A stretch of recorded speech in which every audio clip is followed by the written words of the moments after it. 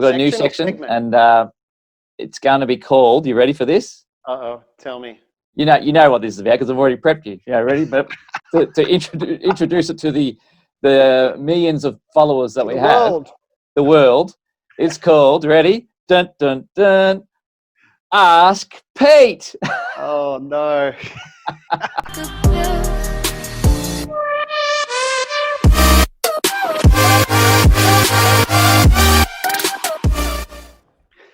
G'day everyone, Pete Techman Coman here for another episode of The Tech Effect. And as always, my partner in crime, my good friend, my colleague, Mr. Mark, the bearded tech Skehan. Welcome, Mark, to the show. That goes wild. Listen to him cheer in the background. Can you hear that? I can hear it. I can hear it from here. Could be a stadium over in New York there somewhere playing baseball. With no crowds. Have you seen that in the I don't know if they're doing it over there, but over here they're doing the footy and they're doing those pop-up faces just to try and make it look like there's a crowd. It's like you're playing it. Well, you know what they're doing? They're actually taking it a step further here in the US. So like for the baseball, what they do is they'll have an empty stand, but on the TV coverage, when like if someone hits a home run and they pan out to the rest of the stadium, they actually have virtual crowds in there. So it's not like behind the catcher, they've got the cardboard cutouts. But what they do is that when you got the wider view, you have honestly these virtual faces. People are standing there, and it's the funniest thing because someone will hit a home run and it'll be going into the crowd. And normally people are trying to catch the ball, but everyone's just standing there because it's virtual. Yeah. yeah. Digital technology at its best, eh? I suppose they can do it in games, they can do it on TV. Hey, Pete. Exactly.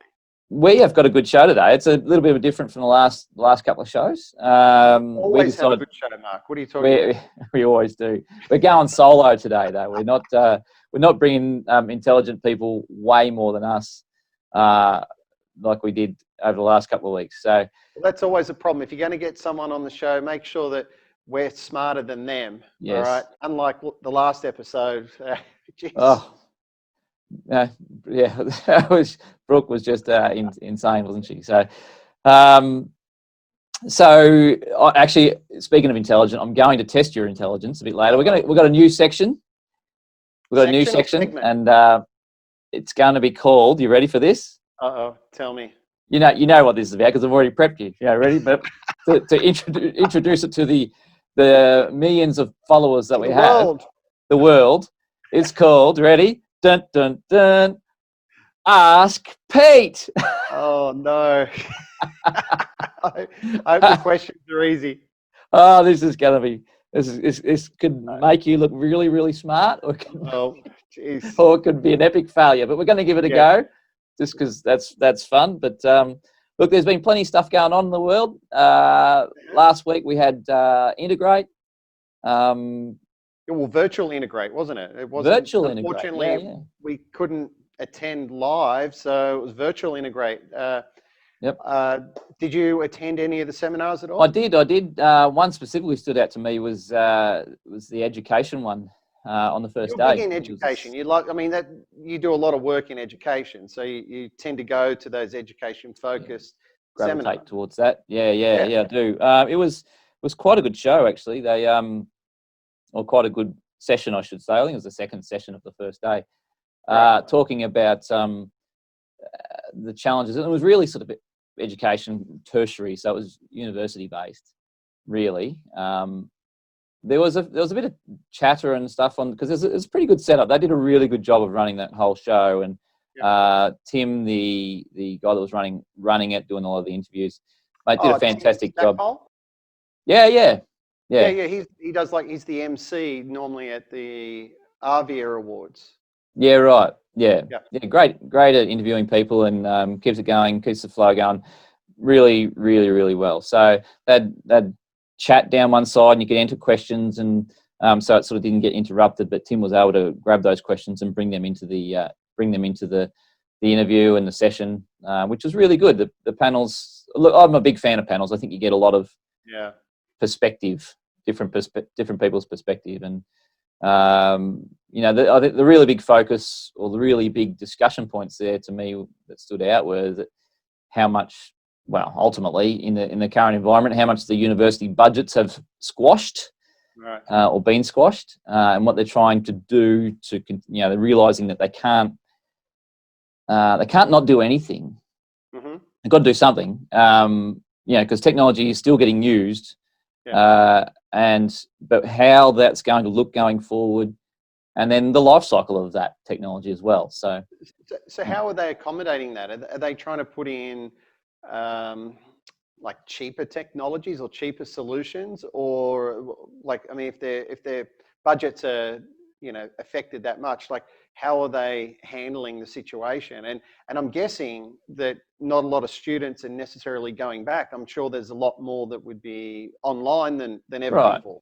Right. So the thing that I sort of picked up on was that I don't think they're going to cheapen the quality of the job per se. I think what they will do is try to extend the life cycle. So I think I gathered most of them are on about a 7-year life cycle. Right. Their rooms, their spaces. So they're looking at seeing if they can try to nurse them through to 9 years or 10 years. Okay. And just try and continue to roll them over, but just extend them, the life band-aid them, nurse them through, and the theory, I suppose, around that is you really do, if you're going to do that, you actually really need to be making sure you're using top quality gear, right? So that it can last that life. But the other part of that is the learning spaces around. They're trying to build. It's the new buzzword, really. It's hybridized classrooms. How do we have this over here for people virtually, and then how do we have physically have people in here, and how do we sort of cater to both and do the same? I mean, my wife's going to uni, and they're a fairly big Zoom university. Mm-hmm. But you can still go into campus and still deal with that as well. And what sort of technologies were they talking about, like rolling out? I mean, to cater for this increased online learning. There was no brand specific, but it was really around VC, I suppose, as we know it, and how you're going to do that on a larger scale. And I think there's plenty of products that are going to pop up. There's already products that are out there that can cater for that hybrid space. Barco's WeConnect is a pretty of a killer product. But Zoom, I mean, Zoom's just skyrocketed.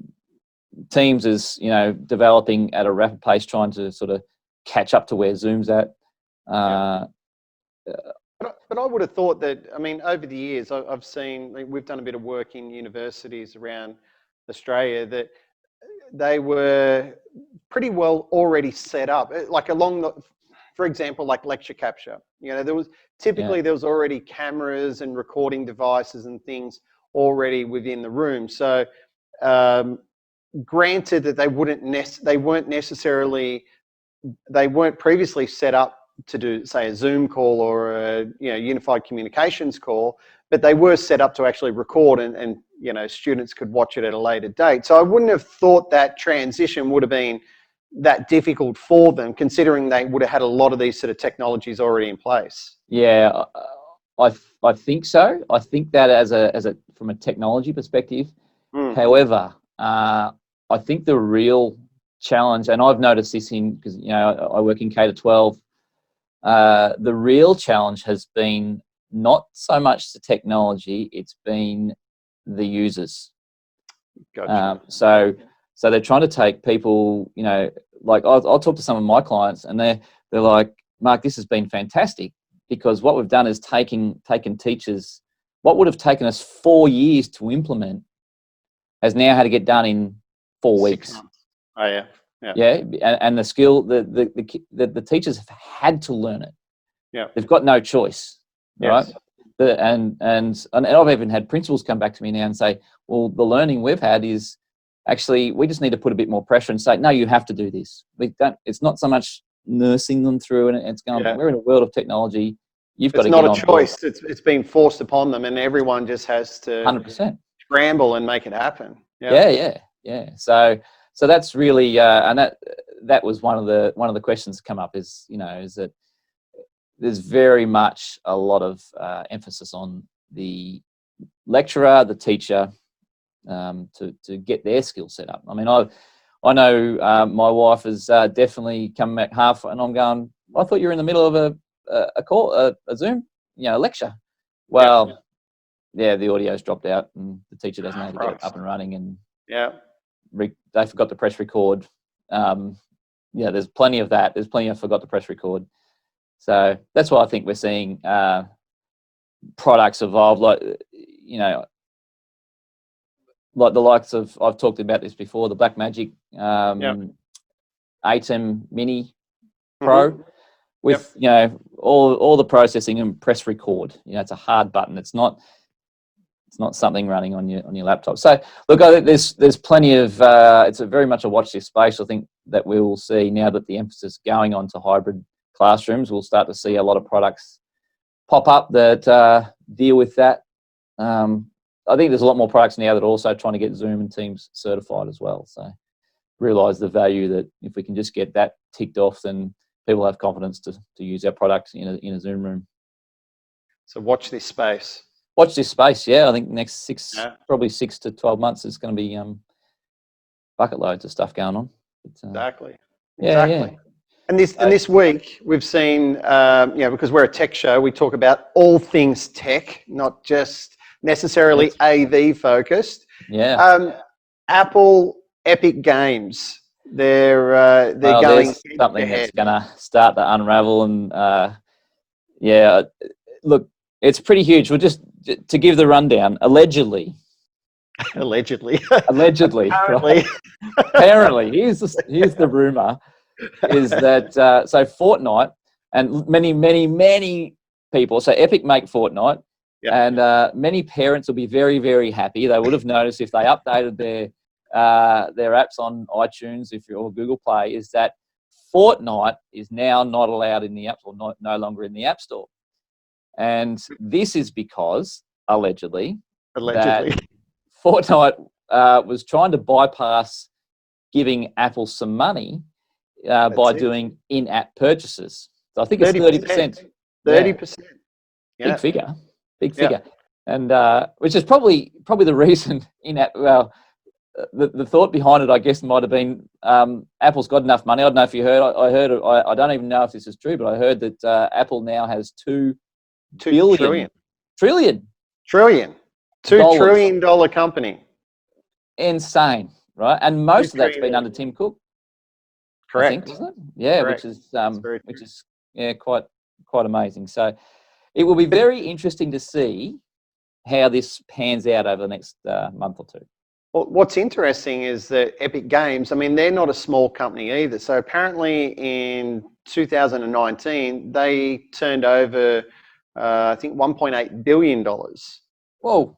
Right. So they're not a small fish either, right? So what they want to do is their reasoning behind all this is that they want to reduce rate. They're saying, hey, Apple, we're giving you hundreds of millions of dollars a year in subscriptions, or just providing this service, as in the Apple iTunes store, and they're saying it's unfair, right? So, but the thing is, what happened is that they actually, when they actually did this, they had a lawsuit ready to go. They knew that Apple was going to turn around and react in this way. So as soon as Apple pulled it from the Apple Store there, they turned around and hit them with this lawsuit. Now, apparently, and people might say, well, hang on, they're the terms and conditions. If you want to play in the Apple ecosystem, then you know what you're signing up for.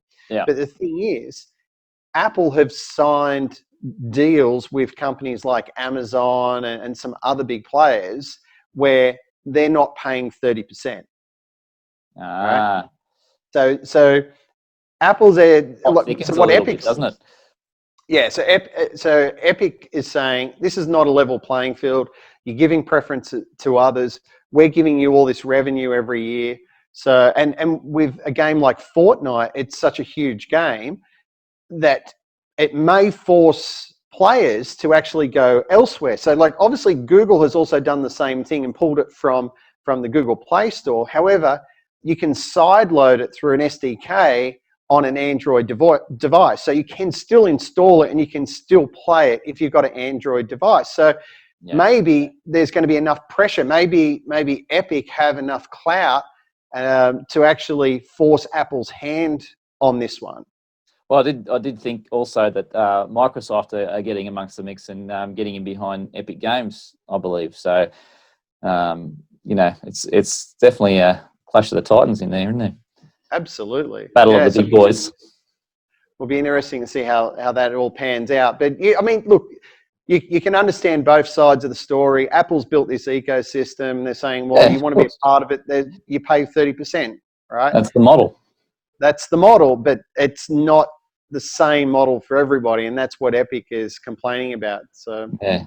Well, see how it all pans out. That happens in every industry, doesn't it? I'm sure that happens in the AV industry, where I might be purchasing at this level, and the people that are purchasing more are purchasing at a tier 1 level or different things. Absolutely, so it happens everywhere. It's just that this is in a public company, I guess. Yeah. So look, what else is happening, Pete? The Gartner Hype Hype cycle got released. I think it was last 2 days. Okay, and, so that's for 2020, is it? The 2020, yeah. It's the top 30 most transformational technologies is the right word. Yep. Technologies that are going to be the most transformational in the next 5 years. So they take 1,700. They evaluate 1,700 emerging technologies. They narrow it down to 30, and then do this big hype cycle. The cycles, if no one's ever seen it, I'm sure you've seen this, Pete. It's the peak. The first peak is, I just think their names are fantastic. Peak of explainable expectations. Yes. Which is what that means. We can take the technology and we know how to talk about it. Maybe, conceptual. Yep. The next one's the best one. Then it's a dip, and it's called the trough of disillusionment. Yes. So I guess that's where we all look at it and go, well, this isn't as good as anyone thought. Well, that's right. A bit like 3D TV, right? It was up there on the top of the hype cycle. Wow, 3D TV, and then it dropped right down, and everyone kind of forgot about it. Into the trough of disillusionment. But the next one, and I guess it didn't make it to the next one because the 3D TV, because that's called the slope of enlightenment. Right. Okay. And that's where I guess that's where we would go, la, and we go, oh, actually, you do that well. Yeah. Some sort of trained opera singer. Yeah, well, let's not get into that in my what I do in my spare time. And then it's into once everyone's hit that slope of enlightenment, it's the plateau of productivity. So now it's something that we can actually do something with, I'm sure. But interestingly, there was bucket loads of AI into the peak of explainable experience. Bucket loads of I didn't even know there was all these different AIs. I just thought it was AI, right? The composite AI, generative AI, responsible AI, AI augmented design, explainable AI, formative AI. Crikey, how many AIs are there? There's heaps. But up there, right at the top, right at the peak, social distancing technologies. What's the world come to? Hey, what's the world come to? So. I bet you that wasn't on the hype cycle last year. Yeah, no, that's right. It's come up there at a rapid pace, hasn't it? So that's driven by media and obviously plenty of companies that are trying to. What's the buzzword in the COVID space at the moment for business? Pivot. Right. Okay. Companies that are businesses and every man his dog that is trying to pivot. Yeah. Their business or their whatever they're doing in their life. So they're creating the social distancing technologies. Could it be a revolution? Who knows? We'll see. Revolution or an evolution? What is it? Could well be an evolution. Yeah. You know what I call it? I call it a forced evolution. Yeah, because it's happening whether we like it or not. Yeah. Correct. Yeah. It's not so much a revolution, right? You know what I mean? I think it's an evolution because it's kind of naturally occurred, but it's being forced at the same time. Like we're being forced to change behaviors. I think it's a forced evolution. Well, it's a little bit like the teachers scenario, isn't it? It's exactly the same. They have to. It's forced evolution. They have to evolve, or they'd be very not relevant very fast. That's true. Yeah. So very true. Anyway, Pete, I think it's time. Uh-oh. I think it's time. So time to go? Is that what you're saying? Not just yet. You don't get out of that easy. All right. So for all the listeners, we're going to do this. And viewers, don't forget the viewers. And viewers, yes. And yes, viewers, yes. Yeah. So, well, just quick little plug. You can find us on Spotify, iTunes, and just about every other podcast platform that's out there. As well as LinkedIn. As Facebook. well as LinkedIn. We're everywhere. We are. And if back of buses. And everywhere. I tell you what, we're on a bus. We actually are on the intro of the video, aren't we? That's true. Like the Facebook algorithms are doing is very, very, very good. Like I got a mate of mine who said, I watched one of your videos. He said, now I can't get you out of my feed. I'm going, that's how we start. But anyway, it's time. It's time for, you ready? Yep. Drum roll. Da, da, da. Ask Pete. Yay. All right. This is so how we're going to do this going forward. Yep. I got some things for you though, Pete. But gotcha. What we want to do is we want to encourage a bit of audience participation. Good idea. Because we do, and look, as long as they're not smarter than us. That's true. We don't ask us anything that's too difficult. Yeah, that we can't answer. Exactly. Yeah. And this is why I'm calling it Ask Pete, not Ask Mark. Yeah. Right. Okay. So for the listeners and viewers out there, if you have a question, be it serious or a little bit of fun, send us a message. We're very easy to contact Pete and I. We're on LinkedIn, as you say, we're in your feed wherever you can find us, and throw us a personal message, or you can't really email us because we've got no Tech Effect email. We probably should do something about that. But anyway. But they should DM you, right? If the questions are for me, right, I shouldn't be seeing the questions before I'm being asked. That is right, because we want to make sure that you are set up to fail. I mean, win. Correct. DM Mark on LinkedIn or social media. You can find him there, and we will set up a Tech Effect email 100%. address. Yeah, and DM is digital message me, don't deep and meaningful me. Direct message. Yes. Direct message, digital message, whatever it is, it's just not deep and meaningful like it used to be, right? That's right. It's not the same DM. And you've had 1,000 beers, you sit down in the corner with your friend and you're stuck there having a deep and meaningful. Reminiscing. Anyway, today, Pete, in today's Ask Pete section, I'm going to hit you with the top 10 acronyms of the audio-visual, primarily audio-visual. Yeah, we'll call it audio-visual space. All right, you ready for this? No. Okay. All right, we're going to get some really easy ones out of the road because I'm trying to see if I can really test it. Let's go. AV. That is audio visual. Come on. All right. Okay. Let's get that's one. Ding. All right. Little bit of a digress here. It's IP. Intellectual property. Or it is intellectual property. Yes. Right. Or internet protocol. Beautiful. Yeah. 2 ticks on that one. You get 2 ticks. So I get 2 points for that? Yep, 2 points. Okay, here we go. Yep. You should know this one. I hope so. Because we've just unpacked the first 2. So this is going to be AVOIP. Well, that would be AV, audio visual over internet protocol. Oh, not intellectual property. No, I'm not on that one. No. All right. There's some easy ones. Now, this one you should know this one. I'll be surprised if you don't. HDMI I was waiting for that. I knew you'd ask me that. I'm going to take a stab at it, right? Because I'm not 100% You don't know it. confident. Have we stumped you on this one? I'm not 100% confident on this. I would lean towards high definition multimedia interface. Oh, look at you go. Look at you go. Is that right? You smashed it. Yeah, you smashed it. All right.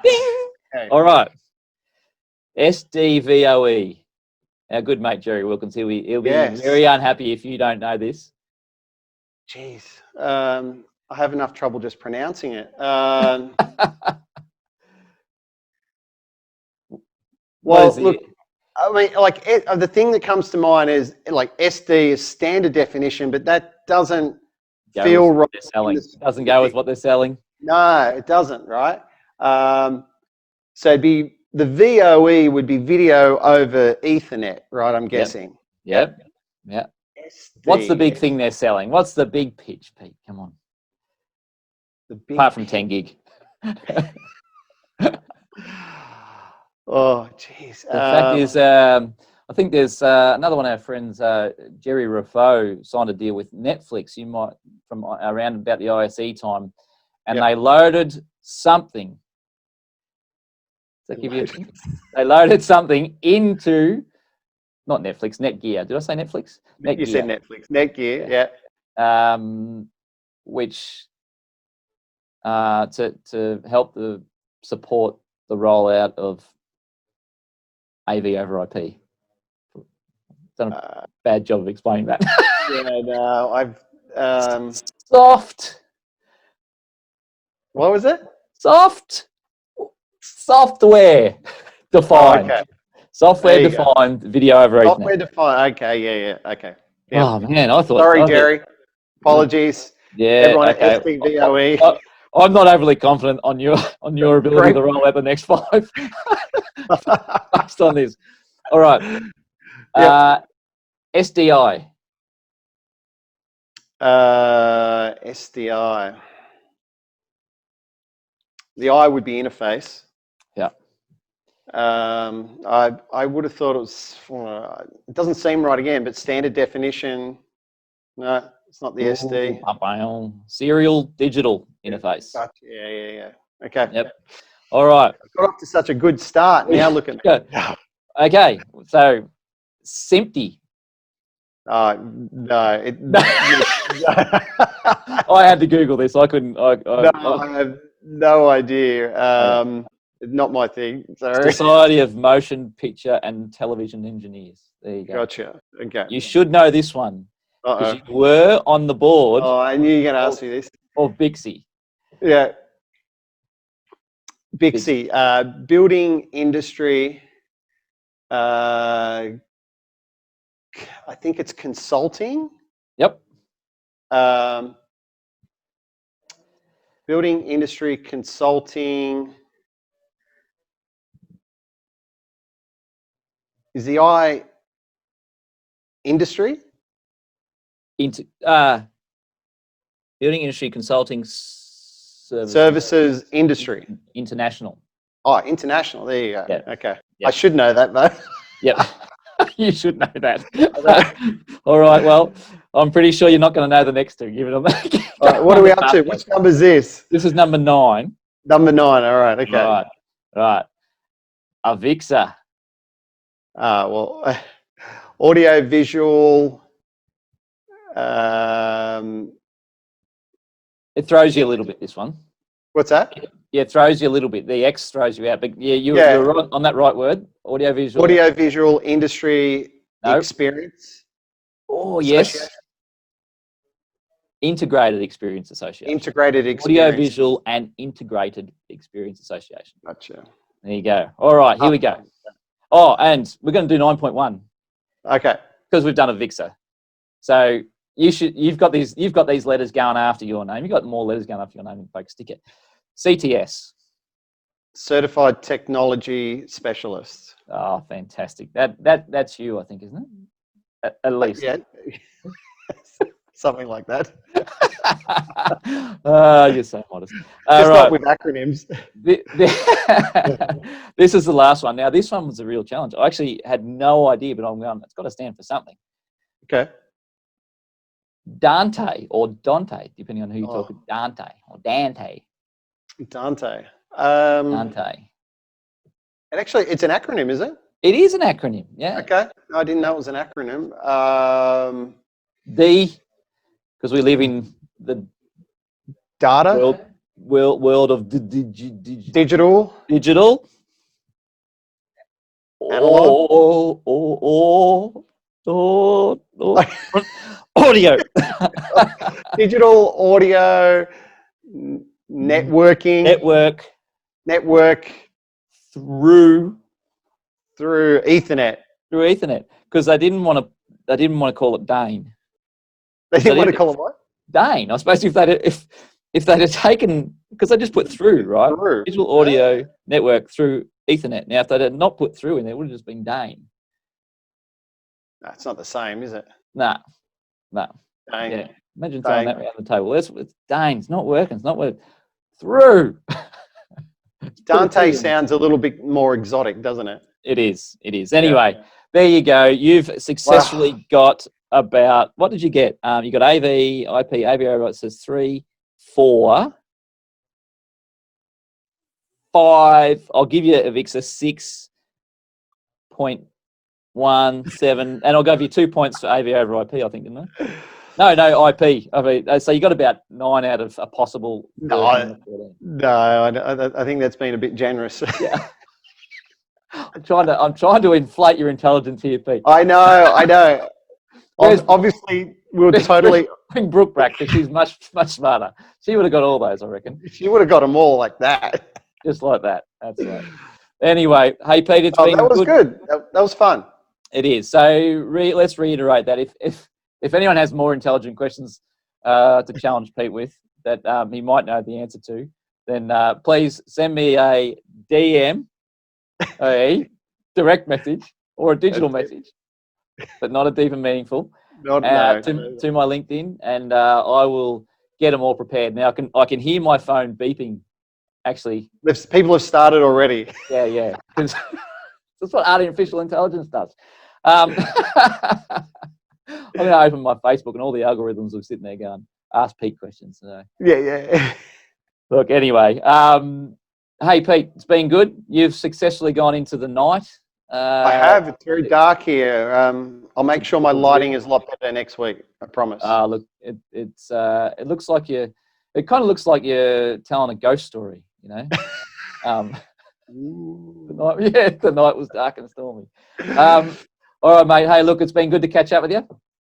As always. Keep an eye out to all our listeners and viewers. LinkedIn, we are flooding your channels with Pete and Mark's goodness. So love it. Find us on YouTube, find us on LinkedIn, find us on Spotify, iTunes, Facebook. And if you can't find us, we'll find you. We'll find you. All right, guys. Talk to you next week. Thanks, Pete. See you, mate. All right. Thanks, Mark.